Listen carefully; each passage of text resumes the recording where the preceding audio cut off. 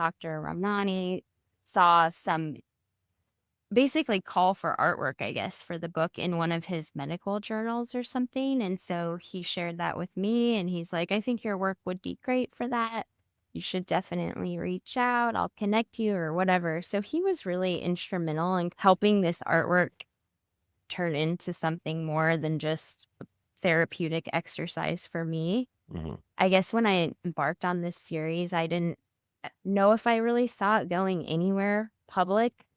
It was really kind of more of like a healing process for me. But then because of him, it got a lot more traction than I ever expected it to, which was really cool. Welcome to the People of Pathology podcast. I'm Dennis Strank. On this podcast, we explore pathology, laboratory medicine, and forensic science. For most of us, when we look at a pathology image, we see a disease, a diagnosis. But what if that same image could become a healing experience? For artist Evin Felix, that's exactly what happened. By reinterpreting pathology into art, it became something entirely different, a pathway through grief and loss. We'll discuss how a series of abstract paintings began to transform personal loss into something powerfully universal. Now, here's Evin Felix. I'm curious, how did you get interested in art? And then specifically, why did you decide you wanted to be a painter? Well, I got interested in art at a very young age. I had two parents who were into art. My dad was a freelance illustrator, and my mom was an elementary art teacher. So, as far as I can remember, we always had access to every art material that you could ever imagine, and just two really supportive parents that were always allowing us to do that at home. So, from a young age, I loved art.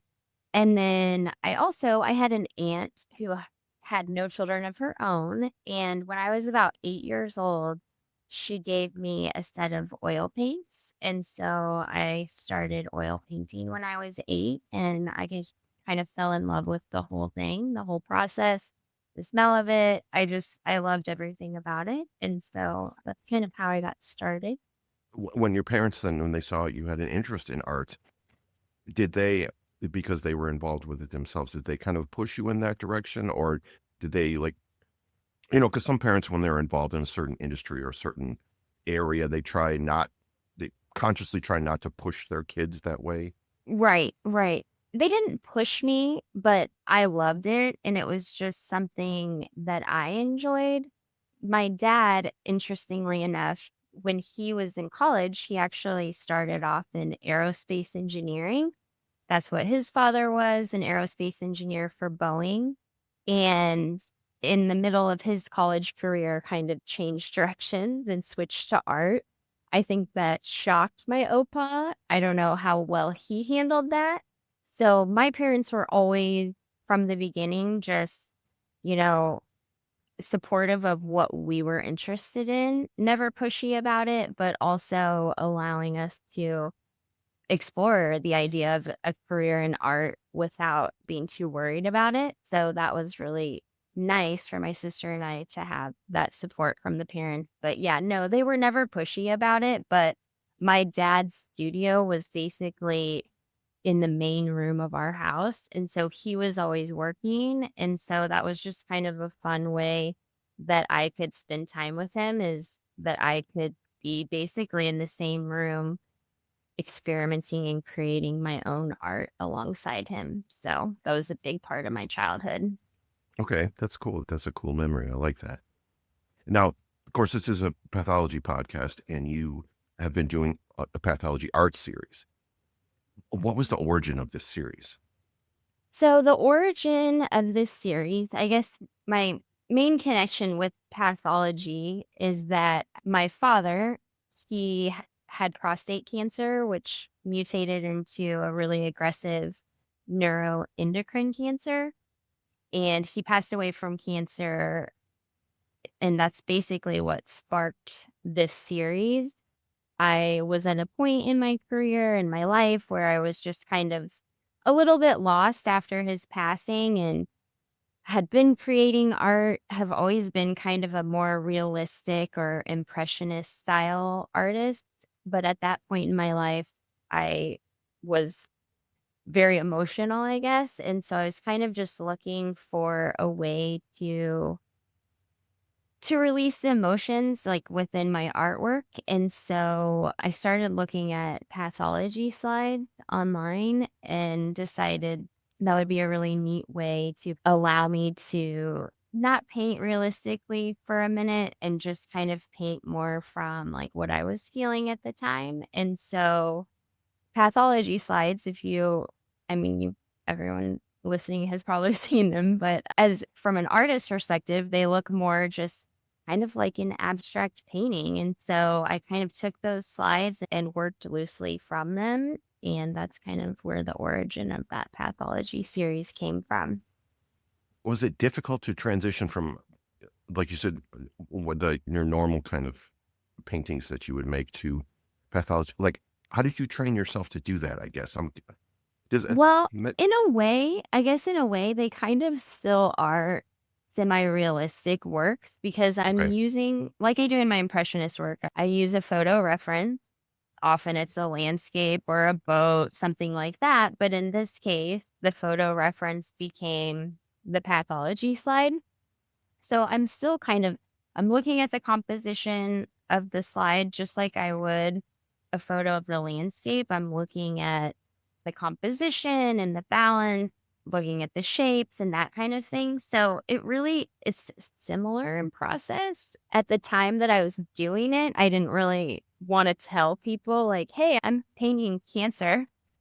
A little bit bizarre, but the process is kinda similar, but also because it's more of an abstract image, it allowed me some more artistic liberties to use it as the basis, but then also just kind of let my emotion kinda take over, and that's how they became paintings. That's interesting.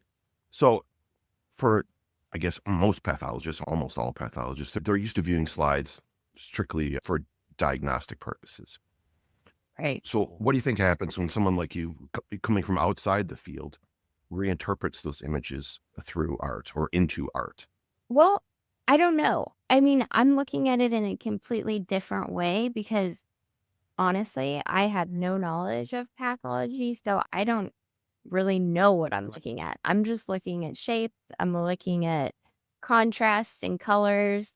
So I don't know. Well, I it's can't interesting to see use some of the things that, because you're looking at shapes, some of the shapes that you focused on, it kind of gives a different viewpoint of what a pathology slide looks like because you're coming at it from outside the field. So your reinterpretation is interesting. And I don't have really a background in art, but I used to be interested in it when I was in high school.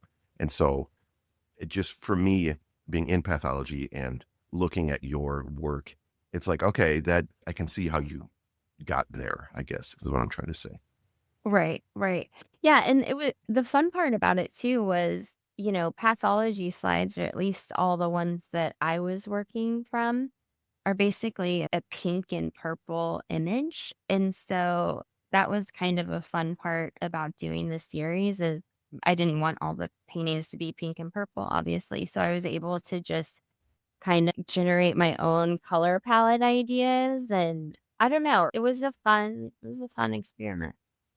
I read somewhere that you mentioned that some of the imagery in your work, like there's an angel wing in the painting called The Guardian. And this wasn't planned, but it felt deeply symbolic to you.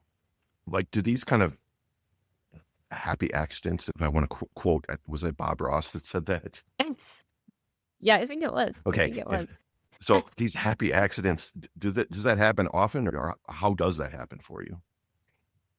So, no, it doesn't actually happen that often, which is why this one kind of really stood out to me. So, The Guardian is the first painting that I did in what would become about a series of about 8 artworks based on pathology.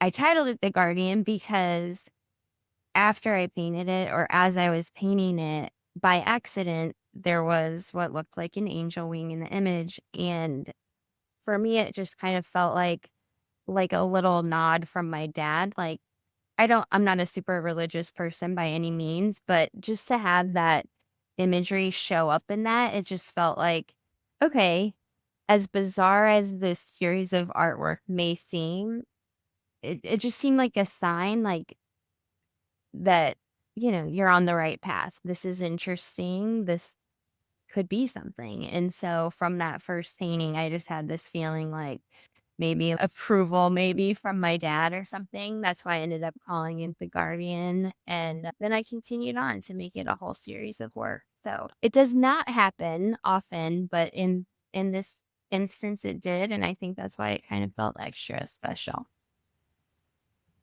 In the Guardian, did you notice the wing yourself, or did someone else point that out to you?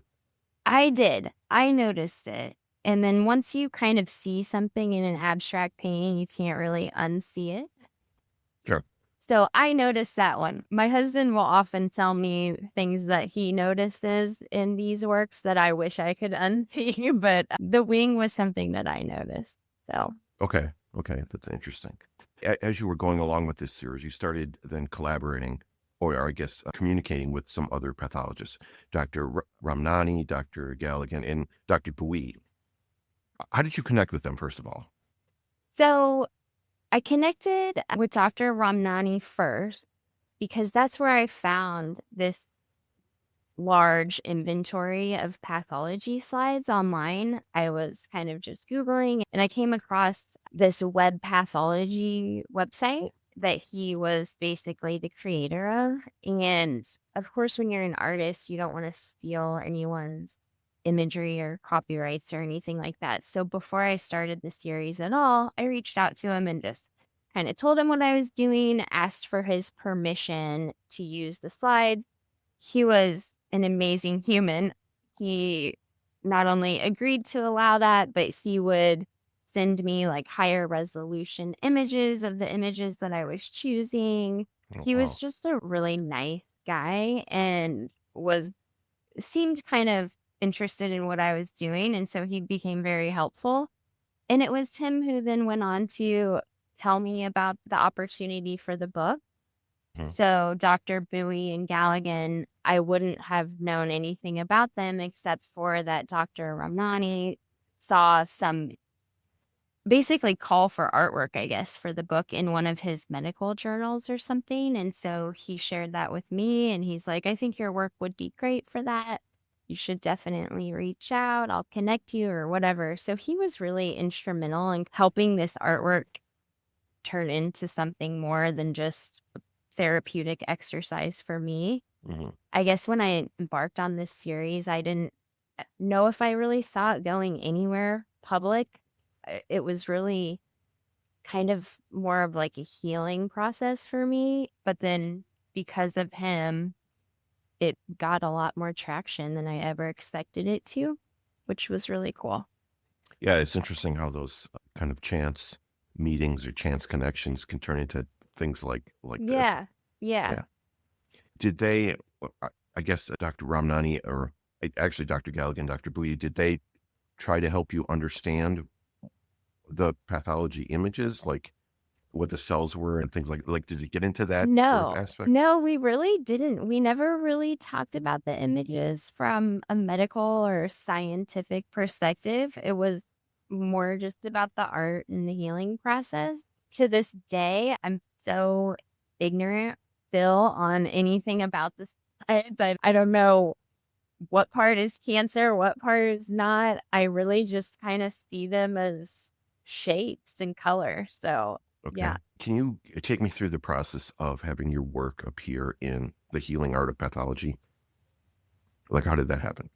How did that come to be? Well, like I said, Dr. Ramnani saw like the call for art. So I reached out to the two that were co-authoring the book and said, I'm doing this series, told them about it, why I was doing the series. I thought it might be a fit for what they were looking for. And it was. And so we just kind of started emailing. I submitted images of the artworks that I had done, descriptions about it, and then got included alongside a bunch of other people who were doing their own versions of pathology art.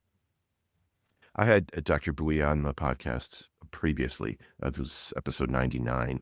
And she talked a lot about the origin of the book. And I think for many of the artists, it was the same as you. It was kind of a therapeutic exercise for them. And so your work really fits in with the theme of the book in that respect. Yeah. Yeah.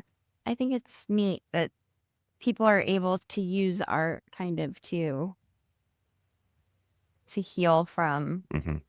the destruction that I don't know. It's interesting to turn the image of something like so ugly, something that kind of destroyed a part of your life and kind of turn it into a more beautiful story, a positive spin on something so negative. Yeah, for sure. And I think that was the whole, or most of the whole purpose of that book, for sure. Yeah. This is the People of Pathology podcast with our guest, Evin Felix. We'll be right back. Are you thinking about applying to a pathologist assistance program and feeling a little lost? That's why I created the Path to PathA, your PA school application blueprint. This is a step-by-step prep course that gives you everything you need for a strong application.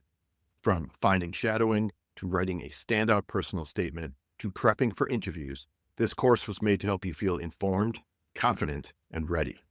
Visit www.thepath2patha.com to join the mailing list. You'll be the first to hear when the course launches. Your path starts here. LabVine is an interactive online learning platform where laboratory professionals learn, develop, and discover by sharing knowledge and building on each other's experience.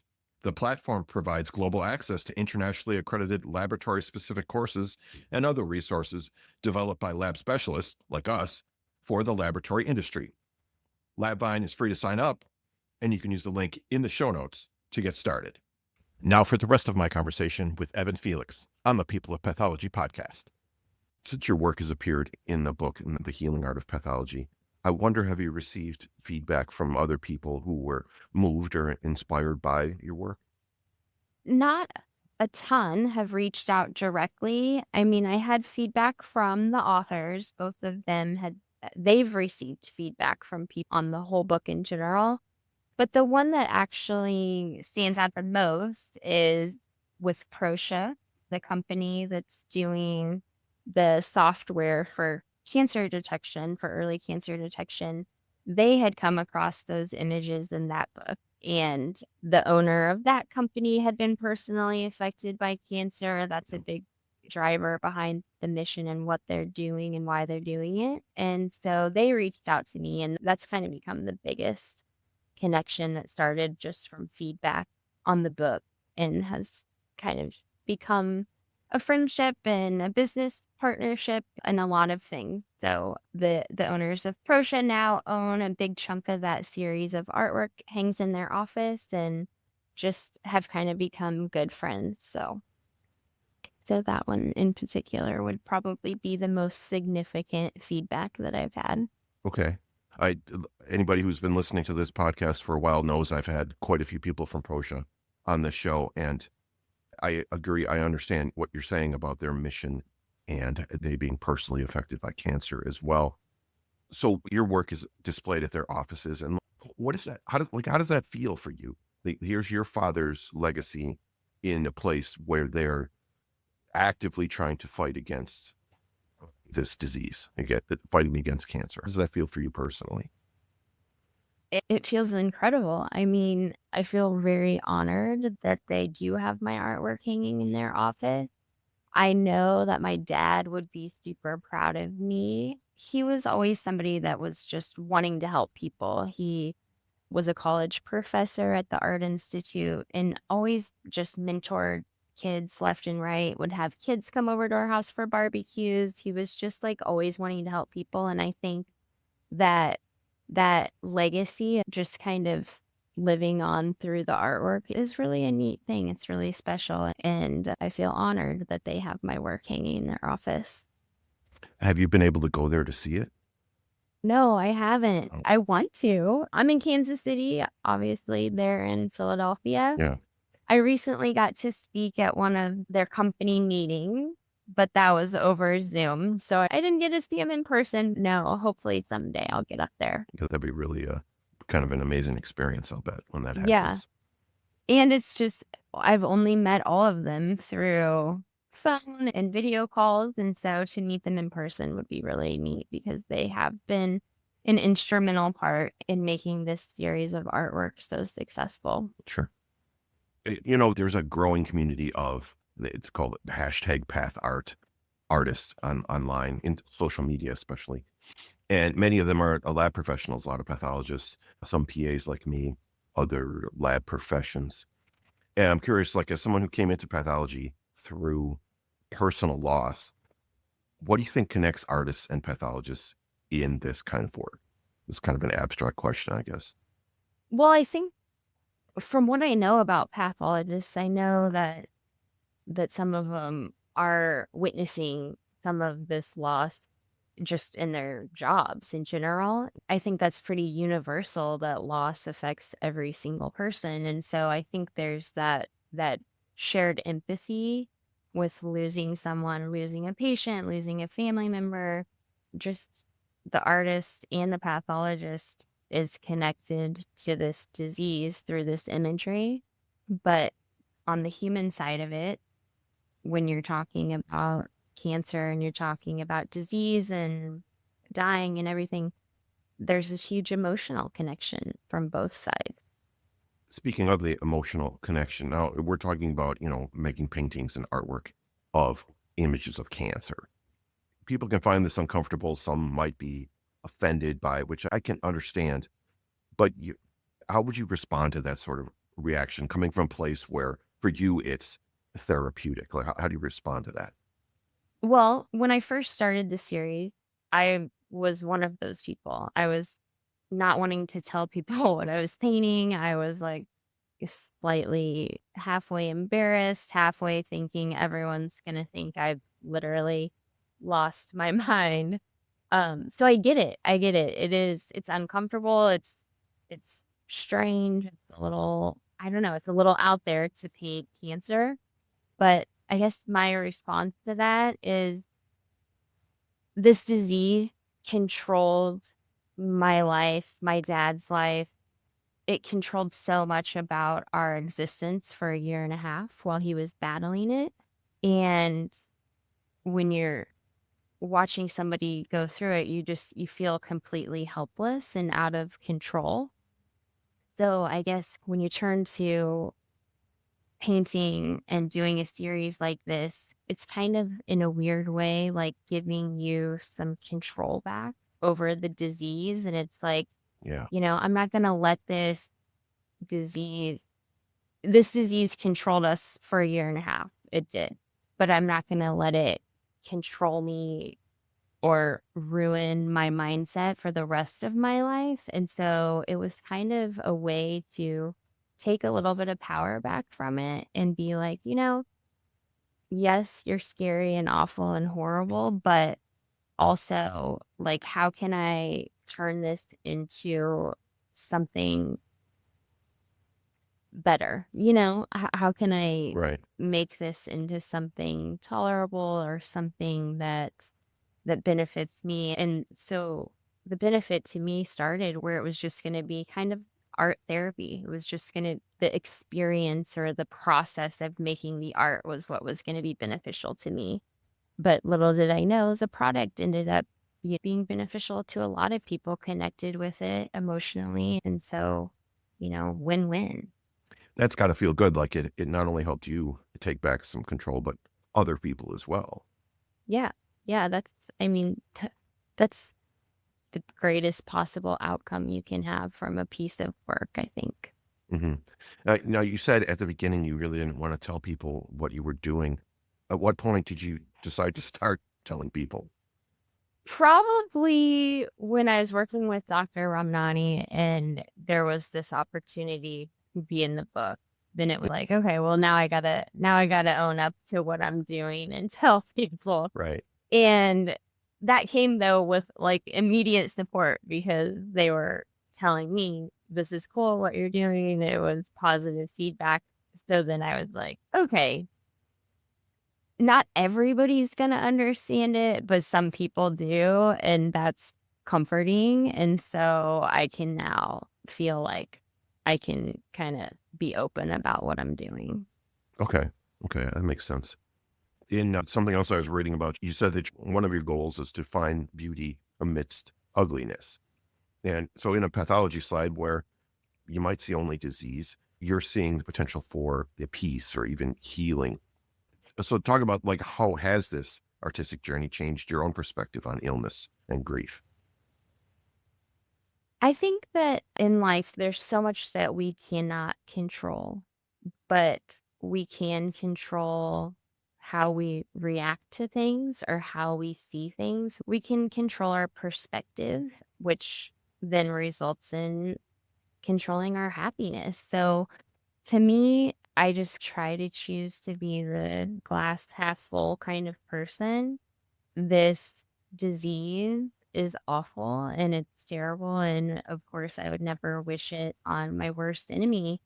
But once you lose somebody from it, it's like, are you gonna let you lose your entire self as well? I mean, at some point you kind of have to take control and life has to go on.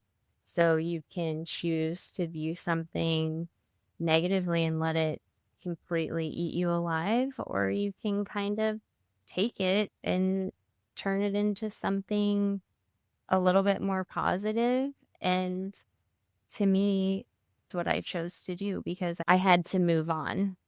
Right. And now you're So, kind of indirectly helping other people do the same thing.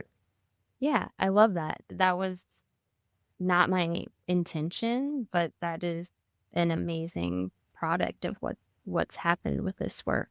Hmm. For sure.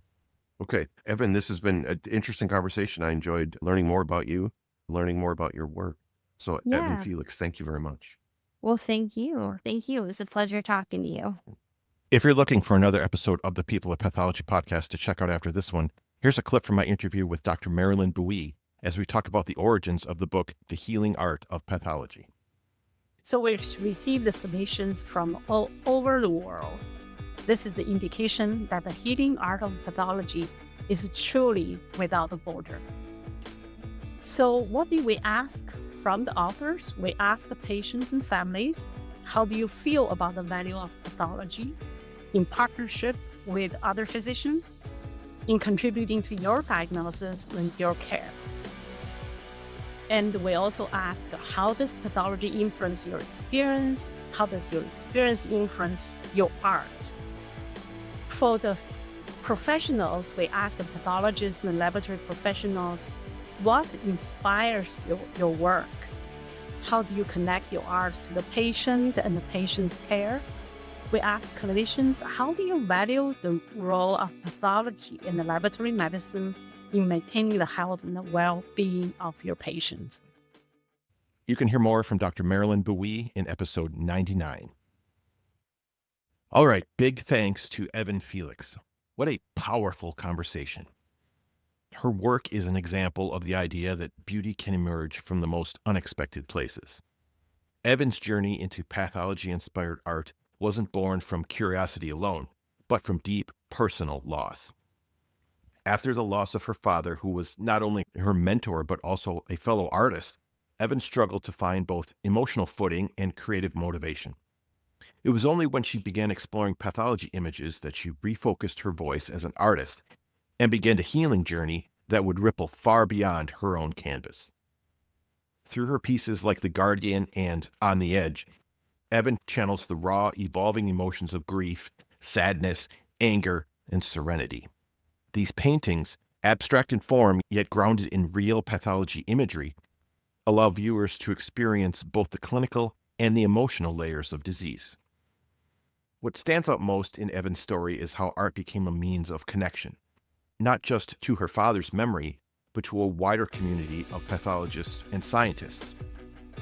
Her collaboration with Dr. Dharam Ramnani opened doors to other pathology professionals and led to her inclusion in The Healing Art of Pathology, a book that celebrates the intersection of pathology and creative expression.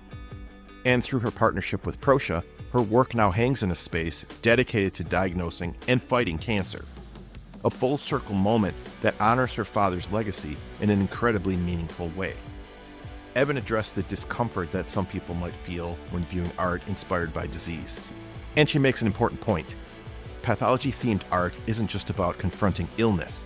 It's about reclaiming power in the face of loss and reminding us that even within the world of diagnosis and data, there's room for humanity, emotion, and beauty. If you've ever questioned whether medicine and art could truly speak to one another, Evin Felix's work is proof that not only can they coexist, they can elevate each other. Her paintings invite us to see disease not only as a clinical condition, but as part of a deeply human story. As always, I'll have links in the show notes to everything that we talked about today. Don't forget you can follow the show at People of Path on both Instagram and Twitter, or just connect with me on LinkedIn. Thank you for continuing to share the show with others. Together, let's inspire the next generation of pathologists and laboratory professionals. This show is a member of Health Podcast Network. Thanks for listening. I'm Dennis Strank, and I'll talk to you next time on the People of Pathology podcast.